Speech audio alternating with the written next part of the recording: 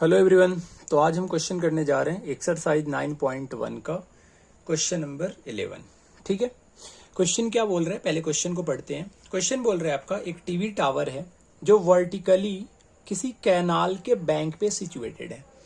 मान लेते हैं बेटा ये आपका एक टावर है। वैसे आपका इमेज इसका मिल जाएगा आपको बुक में, लेकिन अगर इमेज पेपर में ना आए तो आप कैसे करोगे? आपको इमेज तो ड्रॉ करना पड़ेगा ना, इसीलिए मैं आपको इमेज ड्रॉ करना भी सिखा रहा हूं यहाँ पे, तो ध्यान से आप सीखते हुए जाओ।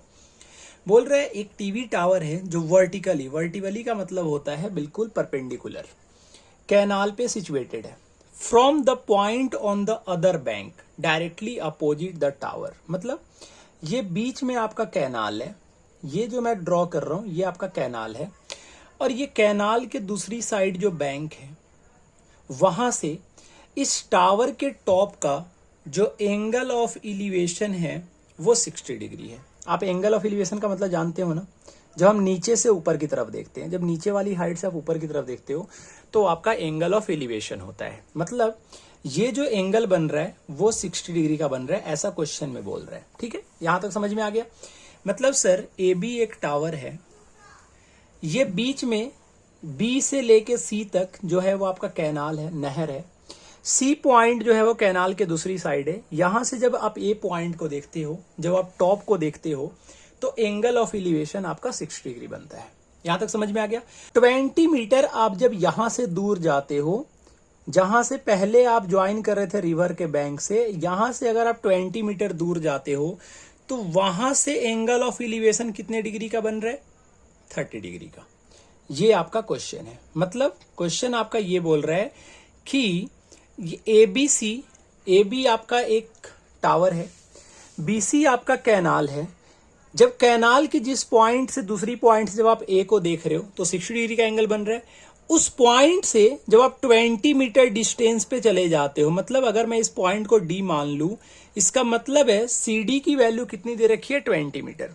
जिस पॉइंट से आप देख रहे थे ना नहर के दूसरी साइड से, वहां से जब आप 20 मीटर अवे जाते हो, अवे का मतलब होता है उससे दूर, जब आप उससे 20 मीटर दूर जाते हो तो एंगल ऑफ एलिवेशन आपका 30 डिग्री बनता है। और यही आपका क्वेश्चन है। निकालना क्या है? Find the height of the tower.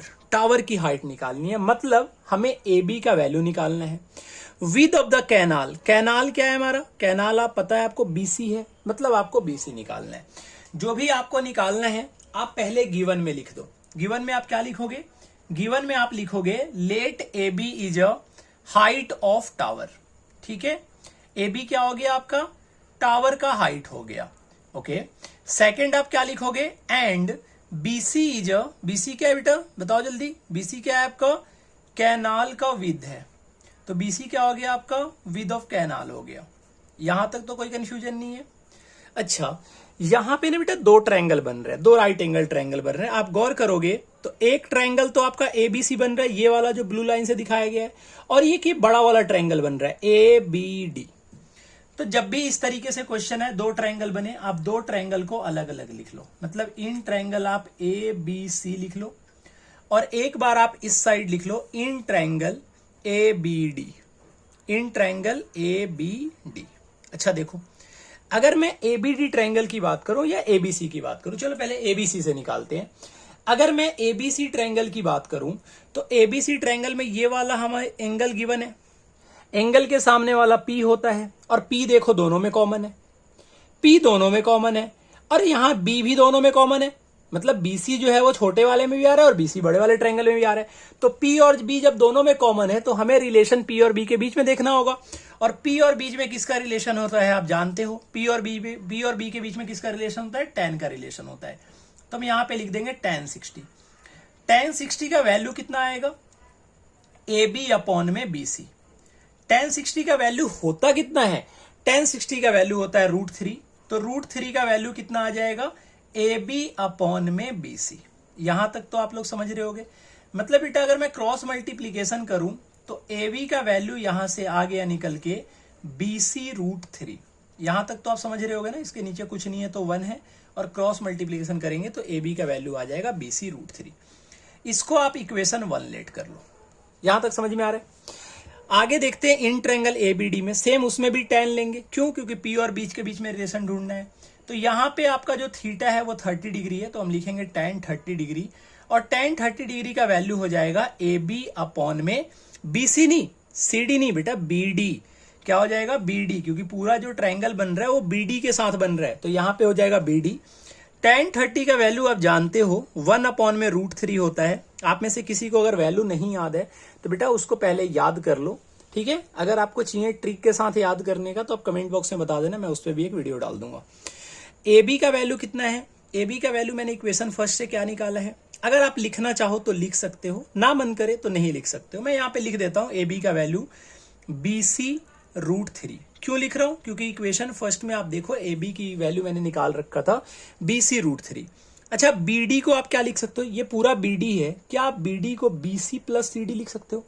ध्यान दो, यहाँ पे BD को BC प्लस CD लिख सकते हो, तो BD की जगह पे हम क्या लिख सकते हैं? BC plus CD। ठीक है बेटा।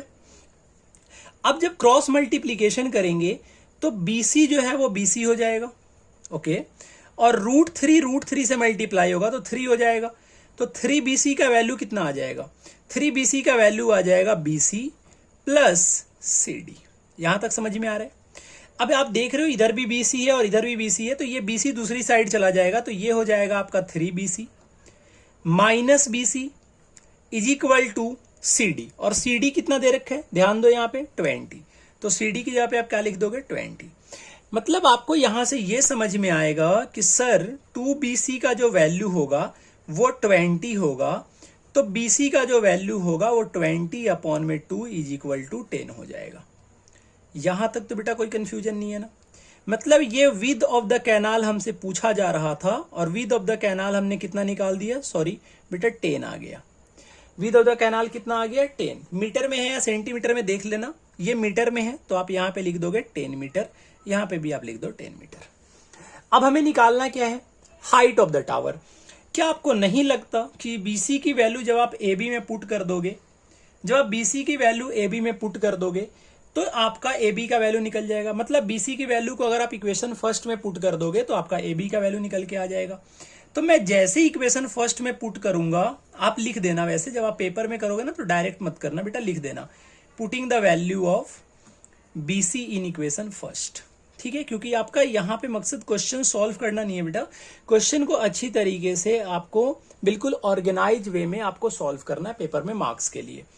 तो जब इक्वेशन फर्स्ट में पुट करोगे तो AB is equal to BC √3 था, तो यहाँ पे पुट करोगे तो AB का वैल्यू कितना आ जाएगा? AB का वैल्यू आ जाएगा बेटा 10 √3 मीटर। ठीक है, मतलब टावर का हाइट आ गया 10 √3 मीटर, और विद ऑफ द कैनाल आ गया आपका 10 मीटर। आप इसको लिख देना, so the height of the tower is equal to 10 √3 metre and width of the canal is equal to 10 metre. उम्मीद करते हैं बेटा काफी इजीली वे में आपको समझाया है, उम्मीद करते हैं आपको समझ में आया होगा। ठीक है, इससे आसान तरीका मुझे नहीं लगता कि किसी ने आपको समझाया होगा। ठीक है, क्योंकि बहुत लोग इसको बताते हैं अलग अलग इक्वेशन लेट करके, ज्यादा कुछ कॉम्प्लिकेटेड नहीं है, एक में से वैल्यू निकाल के दूसरे में पुट कर लो। और कभी भी जब बेटा इस तरीके का क्वेश्चन आए ना तो बीच में ना लाइन देकर दोनों ट्रायंगल को पहले लिख लो, फिर उन दोनों में कंपेयर करो क्या कॉमन है, उसकी वैल्यू निकाल के दूसरे इक्वेशन में पुट कर दो, आपका आंसर निकल के आ जाएगा। उम्मीद करते हैं आपको ये सॉल्यूशन समझ में आया होगा, और इसके बाद आपको इस ऐसे क्वेश्चन के जो कंसेप्ट होते हैं वो इजीली तरीके से आप कर सकते हो, क्योंकि कंसेप्ट आपके क्लियर हो गए होंगे। अगर आपको वीडियो पसंद आया हो, सॉल्यूशन अगर पसंद आया हो, समझ में आया हो, तो बेटा कमेंट करके जरूर बताना कि आपको समझ आया या नहीं आया, बताने का तरीका कैसा था। ठीक है, वीडियो को लाइक कर देना, दोस्तों में शेयर कर देना जिन्हें एप्लीकेशन ऑफ ट्रियो में दिक्कत होता है। चैनल को सब्सक्राइब कर लेना बेटा, ताकि ऐसी आगे आने वाली वीडियो आपको मिलती रहे। मिलते हैं आपसे नेक्स्ट वीडियो में, till then tata bye bye.